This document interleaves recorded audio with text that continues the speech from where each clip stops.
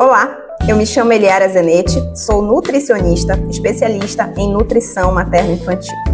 E hoje eu estou aqui para conversar um pouquinho com vocês sobre a nutrição na gestação.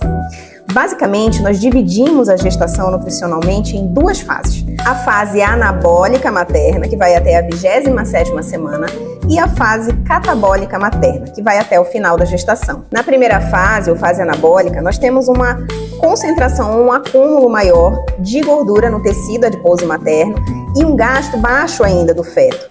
E na segunda parte, que é a fase catabólica materna, nós temos aí um gasto maior de energia por causa do crescimento, fetal, e um gasto de energia, mas também um depósito que o organismo faz a mais aí para a mãe no meio para o final da gestação. E é quando a gente tem que se preocupar, com certeza, em aumentar os aportes energéticos dessa mãe. Uma coisa muito importante a se dizer é que nós não promovemos o emagrecimento durante a gestação. Isso não é indicado, não é adequado, mesmo que saibamos que essa mãe iniciou a gravidez em obesidade ou sobrepeso. Eu acho extremamente importante o acompanhamento nutricional durante a gestação e digo, inclusive, que se a mãe puder, pelo menos faça uma consulta nutricional a cada trimestre. Lembrando que o aporte de calorias e de nutrientes, ele é personalizado para cada pessoa, Cada indivíduo tem a sua rotina, os seus hábitos alimentares e é muito importante que a gente respeite a cultura alimentar de cada gestante. Também é muito importante a gente se preocupar já com as questões relacionadas à amamentação, conversando sobre mitos, sobre crenças e tabus relacionados à alimentação e à amamentação. Também é importante falar que existem situações especiais, que são, por exemplo, gestantes que iniciaram a gestação com obesidade, gestantes que são adolescentes, gestantes que apresentam anemia, então cada caso precisa ser olhado de uma forma muito cuidadosa. Também damos uma atenção especial para a gestação gemelar, E aí a gente vai também olhar com um olhar mais específico com relação aos aportes energéticos e de nutrientes e as intercorrências da gestação para essa mãezinha. No primeiro trimestre, nós esperamos sinais comuns da gravidez, como o enjoo. Então, nós precisamos entender que existem situações que são esperadas nesse período, como, por exemplo, uma perda de peso de até 3 quilos. Ou, por exemplo, uma manutenção do peso pré-gestacional. Ou também um ganho de peso de, por exemplo, até 2 quilos. Para gestantes que iniciaram a gestação com baixo peso, nós esperamos um ganho ao longo de toda a gravidez de 15 quilos. Para gestantes que iniciaram a gravidez com o peso adequado, nós esperamos um ganho em torno de 10 a 12 quilos. E para gestantes que iniciaram a gravidez com sobrepeso e obesidade, nós esperamos um ganho de peso em torno de 6 a 7 quilos. Já na gestação gemelar, nós esperamos um ganho de 15 a 20 quilos no segundo e terceiro trimestres. E eu gostaria de chamar a atenção para algo muito importante. Se você iniciou a gestação já com sobrepeso ou obesidade, mantenha com afinco o acompanhamento nutricional, pois há uma chance um pouco maior de você apresentar diabetes gestacional e hipertensão durante a gravidez. Vamos agora para situações comuns na gravidez e como lidar com elas em relação à alimentação. Número 1, náuseas e vômitos. Acontecem com 70% das gestantes e podem seguir até o final da gestação, mas em sua maioria duram em torno de 3 a 4 meses. Você deve fracionar a alimentação, comer em pequenas quantidades, só que mais vezes ao longo do dia. Você também pode lançar mão de alimentos cítricos, mais voltados para o gelado do que para o quente, também são melhor tolerados, e alimentos mais secos.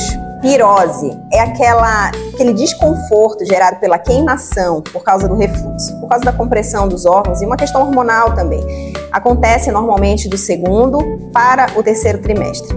E como que a gente pode fazer para amenizar esse sinal desconfortável que é a queimação, é a azia? Mastigar bem os alimentos, evitar ao máximo frituras e alimentos gordurosos, ou uma quantidade muito grande de alimentos numa mesma refeição, bem como evitar a ingestão de um excesso de líquidos durante a alimentação, durante as refeições.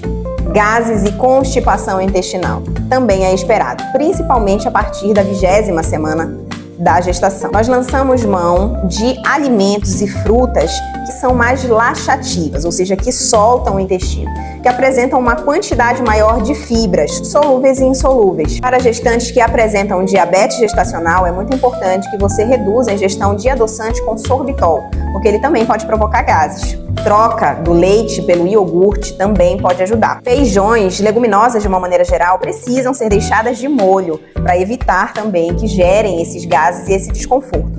Então, no caso dos feijões, deixá-los de molho de uma noite para o dia, ou seja, uma média de 10 a 12 horas, também pode ajudar a reduzir esse desconforto. Uma condição interessante, um sinal que aparece em torno do segundo e terceiro trimestre de gestação, que é a picamalácia, que é a vontade ou o desejo de ingerir coisas que não são alimentos. Você já ouviu falar de gestantes que tiveram desejo de comer giz, de comer carvão, de às vezes até comer aquele reboco da parede? Isso pode acontecer. E é gerado, normalmente, por uma deficiência de alguns nutrientes específicos, segundo alguns autores, ou também pela própria questão psicológica da gestação. O que deve ser feito é óbvio, evitar a ingestão de todas essas substâncias, porque além de não ajudarem, podem ser tóxicas para a mãe e para o bebê. O que precisa ser feito é ser investigado se de repente essa mãe não está com alguma carência nutricional ou com alguma dificuldade realmente emocional frente à gestação. Cafeína e bebida alcoólica também devem ser evitadas durante a gestação. Mas para pessoas que já apresentam o hábito de ingerir café, recomendamos no máximo a ingestão de até 200 ml por dia. Não se esqueça que também alguns chás apresentam cafeína e o próprio chocolate. Ingestão de adoçantes, não há necessidade para mães que não estão com diabetes gestacional ou não apresentavam diabetes antes da gestação. É necessário ter cautela com a utilização, mas também não se alimentar de forma a se preocupar demasiadamente com tudo aquilo que é ingerido. No caso dos adoçantes, nós evitamos adoçantes como, por exemplo, a sacarina e tomamos um pouco mais de cuidado, mas podemos fazer a ingestão de outros adoçantes, como esteviosídeo, acesulfame K, entre outros.